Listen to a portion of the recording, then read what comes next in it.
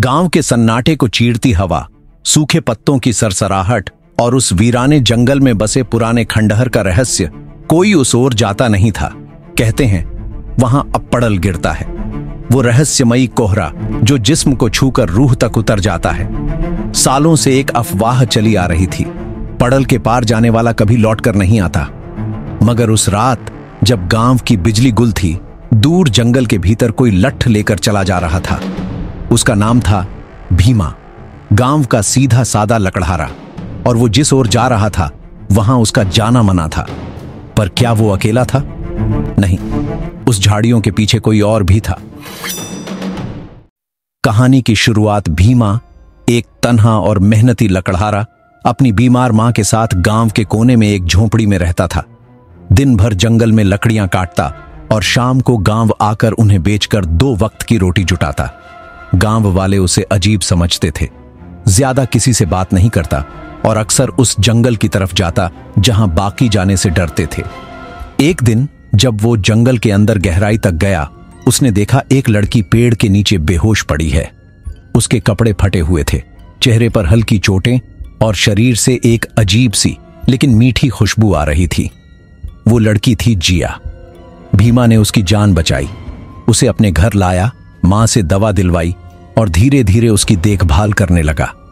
कुछ दिन में जिया ने बोलना शुरू किया, लेकिन अपना अतीत छिपाए रखा। भीमा को एहसास होने लगा कि वो जिया से प्यार करने लगा है। पर जिया, उसकी आंखों में एक रहस्य था, कोई ऐसा राज जो उसके होठों से फिसलता नहीं था। एक रात गांव के पंडित जी की अचानक मौत हो गई। उनके चेहरे पर डर की ऐसी परछाई थी जैसे उन्होंने मौत से पहले कोई भयानक चीज देखी हो। गांव में अफवाह फैल गई, जिन्न फिर से आया है, पड़ल फिर से जाग गया है।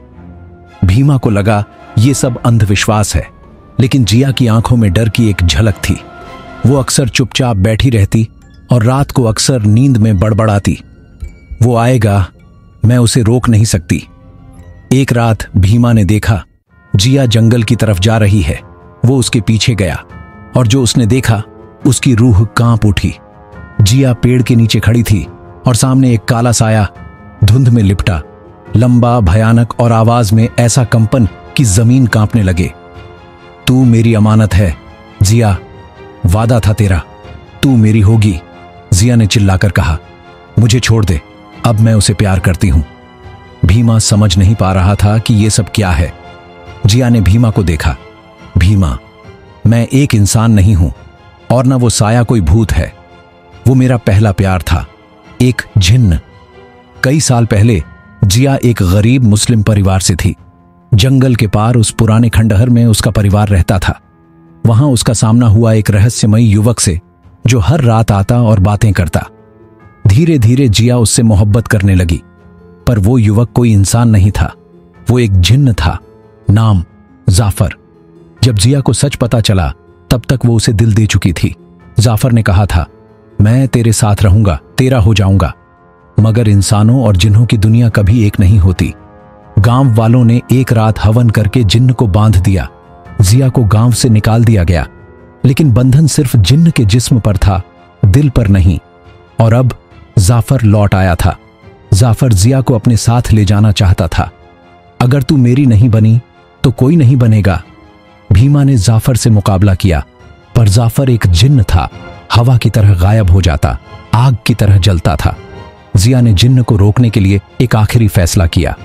उसने एक पुराना मंत्र ताबीज निकाला जो उसकी मां ने बचपन में दिया था। इससे मुझे बांध लिया था, अब मैं तुझे ही इससे खत्म करूंगी। जाफर ने चीखते हुए कहा, तू मुझसे प्यार करती थी, अब नहीं। ज़रेनिया की आंखों से आंसू टपक रहे थे। अब मैं भीमा से मोहब्बत करती हूं।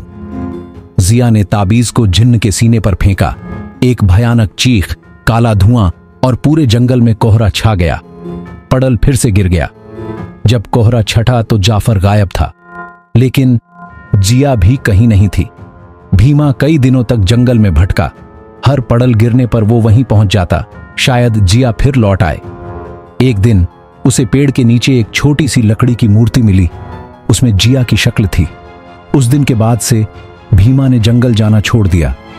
पर कहते हैं जब भी जंगल में पड़ल गिरता है कोई लड़की की हंसी सुनाई देती है और एक लकड़हारा झाड़ियों में बैठकर धीरे धीरे गुनगुनाता है। वो मोहब्बत जो मुकम्मल ना हो सकी, वो पड़ल बनकर हवाओं में बहती है। ऐसे ही स्टोरी वीडियो देखने के लिए मेरे चैनल द स्टोरी लाइन 2 को सब्सक्राइब जरूर कर ले, ताकि मस्त मस्त स्टोरी वीडियो आप देख सके। धन्यवाद पूरी वीडियो देखने के लिए।